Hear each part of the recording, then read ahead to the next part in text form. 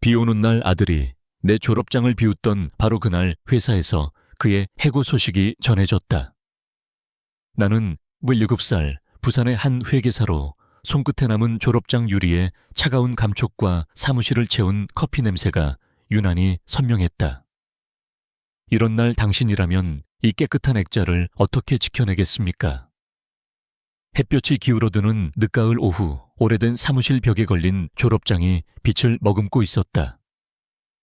유리 안쪽으로 쌓인 먼지가 금빛처럼 반짝였고 그 빛이 내 책상 위 서류 더미를 스쳤다.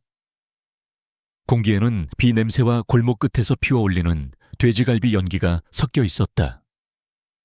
창문을 조금 열어둔 탓에 그 냄새가 서서히 스며들었고 나는 숨을 들이쉴 때마다 오래된 도시의 저녁 공기가 폐 안으로 천천히 내려앉는 걸 느꼈다. 서랍 위에 놓인 전자계산기와 펜잉크 냄새가 섞인 채 하루를 마무리해야 할 시각이 다가오고 있었다. 문이 덜컥 열리고 지석이 무심한 표정으로 들어왔다. 얘 20대의 여유로운 걸음걸이, 검은 점퍼를 어깨에 걸친 채 그는 방 안을 한 바퀴 둘러보더니 벽에 걸린 졸업장 앞에 멈췄다. 그의 눈길이 액자 위 먼지로 내려앉으며 입가에 비웃는 듯한 미소가 번졌다. 이런 종이 쪼가리로 뭘 할 수 있겠어. 아버지 그는 가볍게 코웃음을 치며 말했다. 나는 그 말을 들었지만 눈길을 들지 않았다. 서류철을 정리하는 척하면서도 내 심장이 천천히 뛰는 소리를 들었다. 그가 나를 자극하려는 의도로 던진 말이라는 걸 알았지만 반박하거나 변명할 마음은 들지 않았다. 오히려 그 순간 벽 너머로 울려 퍼진 휴대폰 알림음이 내 시선을 사로잡았다. 책상 위 휴대폰을 들어 화면을 켰다. 알림 목록 맨 위에 새로운 메일 하나. 발신자는 회사 인사팀, 제목은 해고 통보 권지석. 내 눈썹이 미세하게 올라가면서도 손가락은 잠시 화면 위에서 멈춰 있었다. 방금까지 졸업장을 내려다보던 아들의 말소리가 뇌리에 남아 있었고 화면에 찍힌 글자는 그와 정반대의 무게로 나를 짓눌렀다. 나는 깊게 숨을 들이마셨다. 비와 연기 냄새가 한꺼번에 코를 스쳤다. 지석의 비웃는 웃음소리가 어느새 사라지고 사무실 안에는 휴대폰 알림음만 메아리쳤다. 창밖으로 보이는 회색빛 하늘 아래 빗방울이 작은 원을 그리며 창턱을 두드렸다. 그의 눈빛이 순간 흔들렸지만 아무 말도 하지 않았다. 나는 서류를 덮고 천천히 졸업장 쪽으로 걸어가 액자 틀을 손끝으로 스쳤다. 유리 안쪽의 먼지가 햇빛을 받아 반짝이고 손끝에 닿는 차가운 감촉이 내 안의 오래된 결심을 일깨웠다. 모욕을 삼켜야 할 때가 있고 행동으로 보여주어야 할 때가 있다. 지금은 말이 아니라 움직임으로 가치를 증명해야 할 순간이었다. 책상 위 전화벨이 갑자기 울렸다. 차분한 저음이 수화기 너머로 들려왔다. 도현 회사 지분 다음 주에 입찰 들어간다. 준비할 건 많아. 하민준의 목소리였다. 나는 짧게 숨을 들이마시고 졸업장을 한 번 더 바라봤다. 창밖 비구름이 낀 하늘 사이로 햇살 한 줄기가 액자 유리에 스치듯 비쳤다. 알겠다. 준비하지. 수화기를 내려놓고 다시 졸업장 틀을 한 번 더 쓰다듬었다. 액자 안의 종이가 바스락거리는 소리와 함께 멀리서 들려오는 골목, BBQ 연기 냄새가 한층 진하게 사무실을 채웠다. 가을 저녁의 공기는 서늘했지만 내 마음속에는 묵직한 열기가 서서히 번지고 있었다. 새벽 공기는 차갑고 바닷바람이 얇은 코트를 관통해 등줄기를 타고 스며들었다.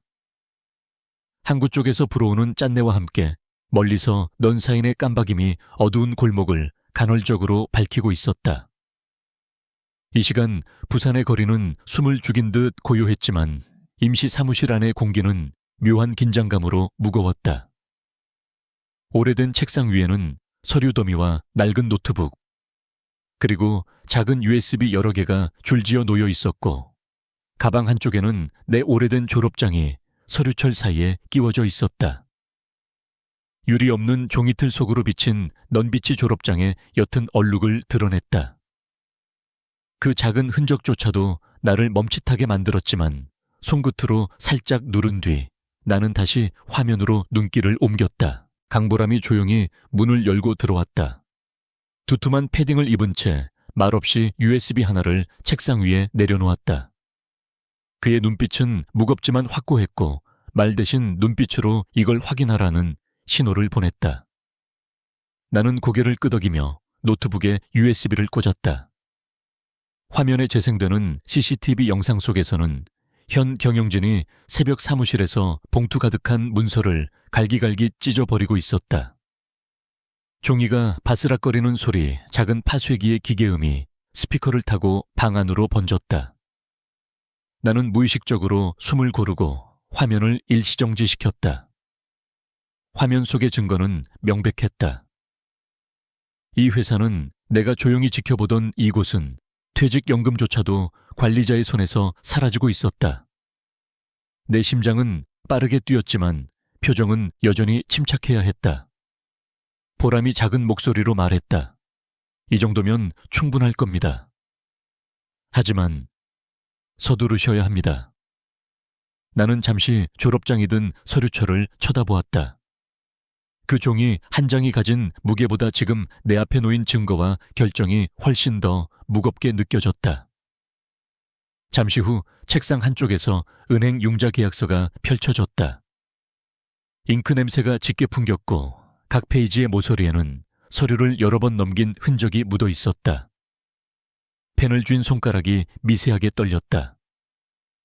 내 손끝에 전해지는 떨림은 단순한 긴장만이 아니라 내가 감당해야 할 위험의 크기를 말해주고 있었다.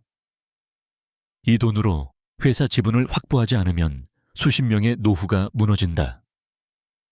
머릿속으로 중얼거린 말이 서류 위 잉크처럼 천천히 스며들었다. 서명을 마치는 순간 바깥에서 깜박이는 넌사인의 빛이 창을 뚫고 들어와 내 손 위로 내려앉았다.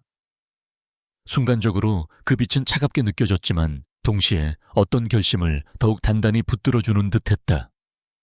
서류의 도장을 꾹 눌러 찍을 때 방 안의 공기가 멈춘 듯 고요해졌다.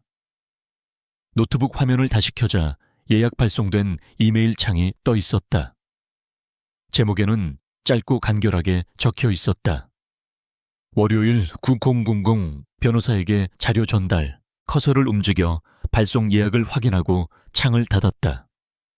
바깥에서 항구의 경적 소리가 났고 길게 울려 퍼졌다. 그 소리가 사무실 벽을 스쳐 지나가며 지금 내가 선택한 길이 단순히 복수를 위한 것이 아니라는 사실을 다시 일깨워 주었다. USB를 조심스럽게 주머니에 넣고 보람에게 짧게 고개를 끄덕였다. 그는 말없이 문을 닫고 나갔다. 사무실 안에는 넌사인 불빛과 바닷바람, 그리고 나와 서류들만 남았다. 나는 의자에 앉아 졸업장이 든 서류철을 손으로 살짝 눌렀다. 그 종이는 과거의 상징이지만 내 선택은 미래를 위한 것이었다. 바깥의 경적 소리가 멀어지고 사무실 안의 공기는 더 서늘해졌다. 하지만 내 안에서는 내가 만든 조용한 불길이 점점 크게 타오르고 있었다. 자갈치 시장 골목 끝 오래된 간판이 바람에 삐걱대는 작은 식당 문을 밀고 들어섰다. 해가 기울기 전에 부산 바다는 유리창 너머로 회색빛을 띠고 시장 골목엔 젓갈 냄새와 바닷바람이 섞여 들었다. 구형 라디오에서 낮게 깔린 재즈 음악이 간헐적으로 지지직거렸고 식당 안 공기는 따끈한 국수, 김과 묵은 장독 냄새로 채워져 있었다. 벽 한편엔 누렇게 바랜 메뉴판이 걸려 있었고 서랍 옆 테이블에는 누군가 황색 테이프로 붙여놓은 금간 커피잔이 덩그러니 놓여 있었다. 나는 창가 쪽 자리에서 하민준과 마주 앉았다. 민준은 예전 회사에서 함께 일하던 동료이자 이제는 내 계획을 가장 먼저 이해해 줄 수 있는 사람이다. 그의 표정은 평온했지만 주름진 눈가에는 세월이 남긴 흔적과 걱정이 동시에 묻어 있었다. 강보람은 식당 안쪽 자리에 조용히 앉아 두 손을 무릎 위에 모은 채 우리 대화를 지켜보고 있었다. 김이 살짝 피어오르는 메밀국수를 앞에 두고 민준이 젓가락을 내려놓으며 낮은 목소리로 말했다. 도현 퇴직연금과 직원들. 그걸 잊으면 넌 모든 걸 잃는다. 그 말은 재즈의 지지직거림을 뚫고 내 가슴 한가운데 박혔다. 나는 아무 말 없이 황색 테이프가 감긴 금이 간 커피잔을 집어들어 입술에 댔다. 커피는 미지근했고 잔의 금간 부분에서 묘하게 찬 공기가 스며드는 느낌이 들었다.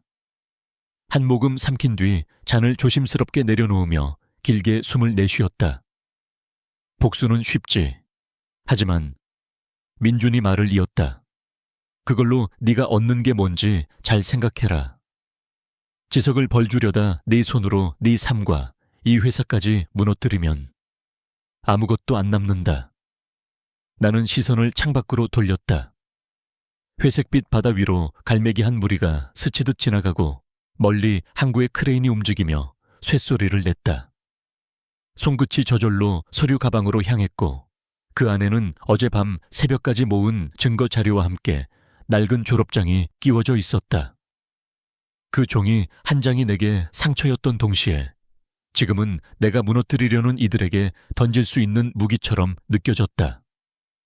보람이 자리에서 몸을 기울여 USB를 내 쪽으로 밀었다. 결정은 사장님 몫입니다.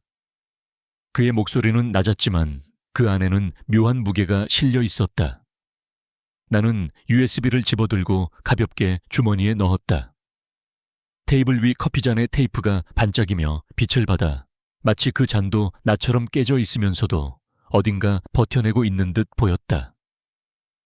민준이 내 표정을 살피며 다시 한마디 던졌다. 내 아들은 내 원수가 아니라 내 책임이야. 그 말에 내 손이 잔 위에서 잠시 멈췄다. 오래 숨겨온 분노와 피로가 그 한 문장에 녹아들며 어쩐지 숨이 막히듯 답답해졌다. 하지만 동시에 마음 한쪽에서 무언가 천천히 풀려나가는 느낌이 들었다. 식당 문이 덜컥 열리며 항구 쪽에서 길고 낮은 경적 소리가 울렸다. 소리가 벽을 타고 울려 들어오자 나는 고개를 돌려 창밖을 바라봤다.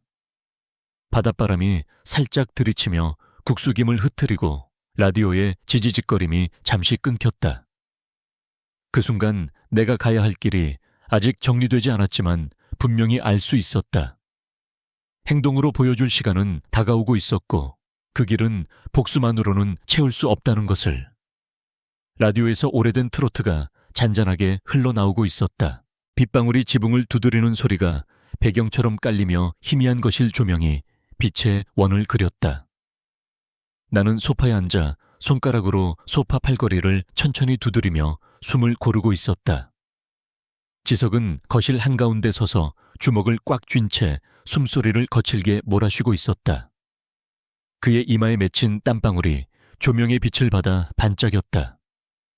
집안 공기는 눅눅했고 바깥의 여름비 냄새가 열린 창문을 통해 스며들었다.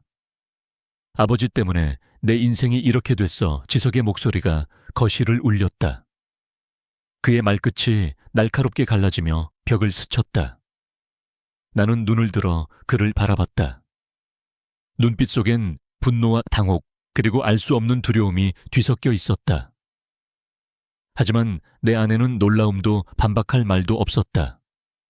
오랜 시간 쌓아온 묵직한 결심이 그 자리에 대신 자리했다. 내 인생을 이렇게 만든 게 나라고 생각하느냐. 내 목소리는 낮고 느리게 흘렀다.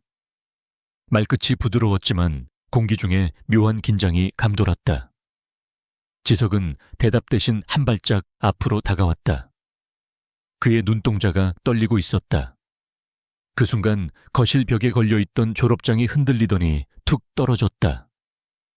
유리 깨지는 소리가 라디오의 멜로디와 겹쳐지며 날카롭게 퍼졌다. 바닥으로 튄 조각들이 조명의 빛을 받아 마치 빗방울처럼 번쩍였다. 동시에 라디오가 지지직거리며 잡음을 내더니 음악이 꺼져버렸다. 거실 안은 비와 바람 소리만이 남은 기묘한 정적에 잠겼다. 강보람은 문 근처에 서 있었다. 그는 아무 말 없이 이 장면을 지켜보았다. 그의 손가락이 무릎 옆에서 천천히 구부러졌다 펴졌다. 어떤 개입도 하지 않고 그저 목격자로 남았다. 지석은 깨진 졸업장을 내려다보며 숨을 몰아쉬었고 나는 조용히 바닥에 무릎을 꿇어 액자 조각을 하나씩 모았다. 유리 조각 위로 천장에서 떨어진 빗물이 한 방울씩 스며들며 맑은 소리를 냈다. 밤이 깊어질수록 집안의 소리는 점점 사라졌다. 지석은 방으로 들어가 문을 닫았고 보람은 조용히 떠났다. 거실에는 나와 깨진 유리 조각들 그리고 빗소리와 간헐적으로 들려오는 라디오에 잡음만 남았다. 늦은 밤 부엌에서 혼자 밥을 먹었다. 그릇에는 밥알 몇 개만 남아 있었고 젓가락 끝이 그릇을 두드릴 때마다 작은 금소금이 울렸다. 창밖 빗소리는 여전히 귓가에 남아 있었고 라디오에서 간헐적으로 흘러나오는 잡음이 마치 내 심장 박동과 같은 리듬으로 겹쳐졌다. 그때 거실 전화벨이 울렸다. 소리가 정적을 찢으며 울려 퍼졌다. 수화기를 들자 하민준의 낮고 차분한 목소리가 들려왔다. 내일 아침 모든 게 결정된다. 준비됐나? 나는 깨진 졸업장이 놓인 바닥을 내려다보았다. 조각난 유리 위로 조명이 반사되어 마치 작은 호수처럼 잔잔히 빛났다. 준비됐다. 내 목소리는 낮고 확실하게 울렸다. 전화기를 내려놓고 다시 유리 조각을 손으로 모으며 한숨을 길게 내쉬었다. 창밖에서 번쩍이는 번개빛이 방 안을 스치고 지나가며 조각난 유리들이 잠시 하얗게 빛났다. 그 순간 내 마음속 결심 또한 더 단단히 굳어졌다. 이른 아침 안개와 비구름이 낮게 깔린 부산 해안가를 내려다보는 20층 회의실. 커다란 유리창 밖으로 잿빛 파도가 부서지며 안개 속으로 사라지고 그 소리가 두꺼운 창을 뚫고 잔잔히 울렸다. 회의실 안은 따뜻한 차양으로 가득했고 긴 테이블 위에는 도장이 찍히지 않은 인수계약서와 굵은 만년필 한 자루가 가지런히 놓여 있었다. 나는 펜을 들어 서류 위 첫 줄을 바라보았다. 손끝에 미세한 떨림이 느껴졌다. 그것은 긴장보다는 책임의 무게였다. 잉크 냄새가 퍼지는 순간 종이 넘기는 소리와 함께 주변 공기가 조금 더 무겁게 가라앉았다. 내 옆에는 하민준이 팔짱을 낀 채 서 있었다. 그의 눈빛은 한결같이 차분했지만 미묘하게 눈과 주름이 흔들리며 묵직한 기대와 경고를 동시에 담고 있었다. 회의실 반대편 끝에는 지석이 굳은 표정으로 앉아 있었다. 그는 시선을 테이블 위에 고정한 채 가끔 손가락 마디를 힘없이 두드리며 침묵을 지키고 있었다. 그 침묵 사이로 바깥에서 빗물이 창문을 타고 흘러내리며 가는 줄을 만들었다. 그 물방울들이 합쳐졌다. 흩어질 때마다 마치 우리 셋이 짊어진 관계와 상황의 무게가 시각적으로 그려지는 듯 했다. 서류의 첫 장에 서명을 마치는 순간 내 가슴 속 숨이 잠시 멎는 듯 했다. 이어 페이지를 넘길 때마다 사소한 바람 소리와 종이 스치는 소리가 어색할 정도로 크게 들렸다. 마지막 장에 도장을 꾹 눌러 찍는 순간 내 손끝이 잠시 멈칫했다. 그 짧은 순간 가방 안에 넣어둔 금이 간 졸업장이 떠올랐다. 서류 구겨진 흔적이 유리 틈 사이로 비쳐나오는 그 종이 지금 내가 서 있는 자리까지 올 수 있었던 과정의 모든 모욕과 단단함을 상징하고 있었다. 나는 서류를 덮고 자리에서 일어나 이사들을 둘러보았다. 그리고 천천히 지석 쪽으로 시선을 옮겼다. 지석은 남겨두겠다. 하지만 보람 밑에서 다시 시작해야 한다. 내 목소리는 낮았지만 회의실 안공기를 조용히 울렸다. 한순간 차양과 빗소리만이 공간을 채웠다. 회의실 안 누구도 숨소리를 크게 내지 않았다. 지석은 잠시 숨을 멈춘 듯 고개를 숙이고 손등 위로 힘을 모았다. 그 눈가에 잠깐 스치는 떨림이 보였다. 긴 침묵이 이어진 후 그는 마침내 작게 고개를 숙이며 입을 열었다. 알겠습니다. 그 목소리는 낮지만 분명했고 차가운 공기 속에서 오히려 묘한 울림을 남겼다. 이사회 사람들은 서로 눈빛을 주고받았지만 누구도 말없이 종이만 넘겼다. 회의가 끝나고 나는 천천히 가방을 닫았다. 손끝이 자연스럽게 가방 속 졸업장을 스쳤다. 유리 틈 사이로 드러난 서류 구김이 손끝을 간지리듯 스쳐 지나갔다. 그 차가운 감촉이 묘하게 심장을 다잡아주는 듯했다. 나는 작은 숨을 들이마시고 회의실 창밖으로 다시 한번 잿빛 바다를 내려다봤다. 파도는 여전히 부서지고 있었지만 그 안에 서서히 잔잔함이 스며드는 듯 보였다. 이제 시작이다. 내 입에서 낮게 흘러나온 말이 회의실의 차양 속으로 사라졌다. 창문을 타고 흘러내리는 빗방울이 반짝이며 서로 합쳐졌다가 갈라지고 다시 작은 길을 만들었다. 그것은 마치 새로운 관계와 새로운 길이 지금 막 그려지고 있는 듯한 느낌을 남겼다. 부산 항구에 한쪽 부두 컨테이너들이 쌓여 있는 사이로 희미한 조명이 깜박였다. 그 불빛 아래 지석이 무릎을 끌어안은 채 앉아 있었다. 어깨가 천천히 떨렸고 숨죽인 숨소리가 바닷바람에 실려 퍼졌다. 소금기 섞인 바람이 차갑게 불어와 그의 머리카락을 흩날리며 멀리서 울려오는 낮고 긴 경적 소리가 공기를 가볍게 흔들었다. 나는 몇 걸음 떨어진 곳에서 그 모습을 조용히 바라보고 있었다. 발밑의 자갈들이 내 작은 움직임마다 서걱거리는 소리를 냈지만 지석은 고개를 들지 않았다. 뒤쪽에서 하민준이 우리 둘을 번갈아 보았다. 그는 말없이 손짓을 하며 내게 가까이 가라는 신호를 보냈다. 그의 눈빛은 등불 같은 안정감을 품고 있었고 오랜 세월을 버텨온 사람만이 가진 느긋한 단단함이 배어 있었다. 나는 천천히 숨을 들이마시고 주머니에서 보리차 병을 꺼내 양손으로 감싸쥐었다. 따뜻한 기미바람에 스르르 흩어졌다. 지석 옆에 천천히 다가앉았다. 그는 고개를 숙인 채 손등으로 눈가를 거칠게 문질렀다. 난 아버지를 몰랐어요. 그의 목소리는 갈라지고 낮았지만 그 안에는 후회의 무게가 실려 있었다. 말끝이 바람에 섞여 부두 끝으로 흘러갔다. 나는 아무 말 없이 따뜻한 보리차 병을 그의 손에 쥐어주었다. 그가 놀란 듯 잠시 나를 올려다봤지만 곧 시선을 떨구고 보리차를 품에 안았다. 컨테이너 사이로 들이운 그림자들이 바람에 살짝 흔들리며 불빛이 부서지듯 반짝였다. 지석은 그 불빛을 잠시 바라보다가 낮게 숨을 내쉬었다. 어떻게 해야 할지 모르겠습니다. 이제야 알겠어요. 내가 얼마나 오만했는지. 그의 손가락이 병을 꼭 쥐었고 김이 손등 위로 올라와 사라졌다. 하민준이 가까이 걸어와 우리 둘 사이에 서서 바람을 막아주듯 섰다. 그의 목소리는 깊고 낮았다. 마지막 한 걸음 같이 가자. 복수로는 아무것도 남지 않는다. 이 아이에게 가르쳐줘라. 삶과 노동의 무게, 그리고 다시 일어서는 방법을. 나는 천천히 고개를 끄덕였다. 지석은 떨리는 목소리로 조용히 말했다. 다시 배우겠습니다. 아버지 곁에서. 뭐든 하나하나 다시. 그 말에 잠시 공기가 멈춘 듯 고요가 감돌았다. 멀리 부두 쪽에서 경적 소리가 울리며 바다 위로 잔잔한 불빛들이 스며들었다. 나는 하늘을 올려다보았다.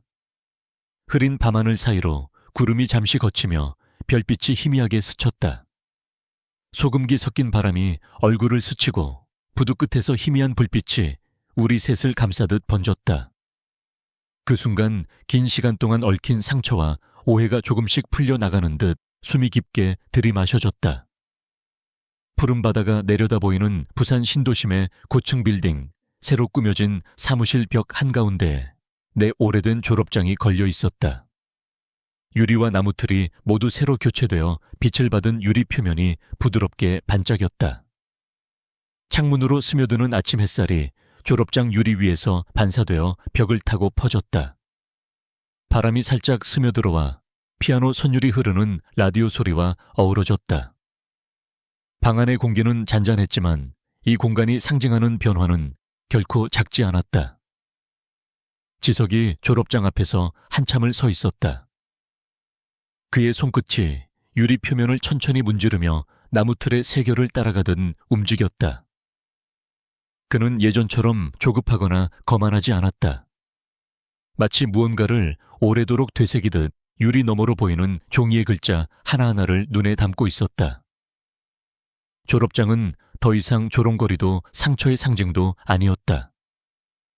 우리 관계가 어떻게 다시 세워지고 있는지 그 증거처럼 보였다. 아버지, 지석이 천천히 나를 돌아보았다. 눈빛에는 더 이상 날선 기운이 없었다. 이젠 제가 도와드리겠습니다. 나는 그의 말을 조용히 받아들이며 책상 위 펼쳐진 계약서로 시선을 옮겼다. 퇴직연금 재단 설립을 위한 문서 수많은 서류가 깔끔히 정리되어 있었고 잉크 냄새가 은은하게 퍼지고 있었다. 펜을 들어 첫 장에 서명하고 지석에게 펜을 건넸다. 그는 잠시 숨을 고르고 또박또박 자신의 이름을 적었다. 펜 끝이 종이를 누르는 소리가 방 안에 작게 울렸다. 서류를 덮자 하민준이 라디오 볼륨을 살짝 높였다. 피아노 선율이 방 안을 가볍게 감싸며 세 사람 사이에 고요한 침묵이 흘렀다. 그 침묵은 어색하지 않았고 지난 시간의 긴장과 상처가 서서히 풀려가는 여백 같았다. 민주는 두 손을 모아놓고 잔잔히 미소 지었다. 지석이 고개를 숙이며 낮은 목소리로 말했다. 감사합니다. 그리고 죄송합니다. 그의 어깨가 살짝 떨렸지만 목소리는 분명했다. 그 말에 나도 잠시 숨을 고르며 그의 등을 가볍게 두드렸다. 그제야 우리 사이의 공기가 비로소 가벼워지는 듯 했다. 잠시 후 내 노트북 화면에 알림이 떴다. 재단 출범식 다음 주. 알림창에 작은 아이콘이 깜빡이며 새로운 시작이 다가오고 있음을 알렸다. 나는 다시 졸업장을 올려다봤다. 햇빛이 유리에 부드럽게 부서지며 마치 이제는 상처가 아니라 힘으로 남았다는 듯 빛났다. 창밖의 바다는 잔잔했고 피아노 선율은 여전히 흘러나왔다. 곧 다음 주에 출범식이 다가오리라. 하지만 이 순간 아무 말도 필요 없었다. 햇빛과 음악 그리고 우리가 함께 서명한 서류만이 새로운 시작을 조용히 증명하고 있었다. 초여름의 햇살이 유리창을 통과해 부산시청 대강당을 부드럽게 비추고 있었다. 국화꽃 향기가 행사장 가득 퍼져 있었고 무대 위에는 현악 사중주단의 잔잔한 선율이 천천히 흐르고 있었다. 무대 한가운데 새로 손질된 유리틀 안에 내 오래된 졸업장이 전시돼 있었다. 유리 표면은 스포트라이트를 받아 반짝이며 그 빛이 객석으로 퍼져나가 잔잔한 웅성거림과 섞였다. 졸업장 옆에 놓인 작은 탁상시계는 일정한 간격으로 틱틱 소리를 내며 이 순간을 시간 위에 각인시키듯 흘러갔다. 지석이 연단으로 걸어 나갔다. 예전의 거만함은 없고 담백한 표정으로 청중을 둘러보았다. 수십 쌍의 눈이 그를 바라보는 가운데 그의 목소리가 차분하게 울려 퍼졌다. 존중과 책임의 가치를 배웠습니다. 오늘 이 재단이 단순한 기금이 아니라 서로를 지켜주는 약속이 되길 바랍니다. 그의 말은 과장되지 않았지만 객석에 앉은 직원들과 주민들 PTA 인물들의 표정을 차분히 바꾸어 놓았다. 모두가 고개를 끄덕이며 조용히 숨을 고르고 있었다. 무대 뒤편 나는 졸업장을 바라보고 있었다. 유리 안쪽에 비친 종이에 오래된 글자들이 마치 지나온 세월을 잔잔히 읊조리는 듯 보였다. 옆에서 틱틱 소리를 내는 시계가 그 글자들의 숨결을 세는 듯 했다. 내 손끝이 무심코 유리 표면을 따라 움직였다. 그 차가운 감촉이 묘하게 마음을 가라앉혔다. 현악, 사중주의 선율이 부드럽게 이어지는 가운데 청중의 박수소리가 점점 커졌다. 지석이 연단을 내려와 무대 아래로 걸어오더니 나를 향해 깊이 허리를 숙였다. 그의 표정에는 겸손과 결심이 동시에 깃들어 있었고 그 눈빛에는 우리가 함께 지나온 시간의 무게와 앞으로 나아갈 길에 대한 확신이 비쳤다. 나는 고개를 살짝 끄덕이며 그의 어깨를 가볍게 두드렸다. 박수 소리가 계속 울리는 사이 나는 다시 졸업장으로 시선을 옮겼다. 손끝이 유리틀을 스치자 햇살이 그 위에서 작게 부서지며 내 입가에 조용한 미소가 번졌다. 시계의 틱틱 소리와 청중의 박수가 겹쳐지며 내 마음속에 한 문장이 잔잔히 떠올랐다. 이제 진짜 새로운 장이 시작됐다. 국화향이 은은히 감도는 대강당 음악과 박수 그리고 시계의 리듬이 어우러진 그 순간 지난 상처와 긴장 대신 부드러운 평화가 자리했다. 무대 위 졸업장은 더 이상 과거의 잔재가 아니었다. 그것은 우리 가족 그리고 이 공동체가 함께 맞이하는 새 출발의 상징으로 빛나고 있었다. 초여름 저녁 대강당이 비워진 뒤에도 햇살은 유리틀로 교체된 졸업장을 따라 반짝이고 있었다. 손끝으로 매끈해진 틀을 스치자 지난 상처보다 새 출발의 감촉이 더 또렷이 남았다. 사람과 일터의 무게는 우리를 부러뜨리기도 하지만 그 균열이 때로는 어떤 다리를 다시 놓을 가치가 있는지 알려준다. 나처럼 가족과 함께 두 번째 기회를 붙잡는 이들도 혹은 아직 길을 찾는 이들도 작은 불빛 하나로 새 하루를 시작할 수 있다. 혹시 당신에게도 뜻밖의 두 번째 기회가 찾아온 적이 있었나요?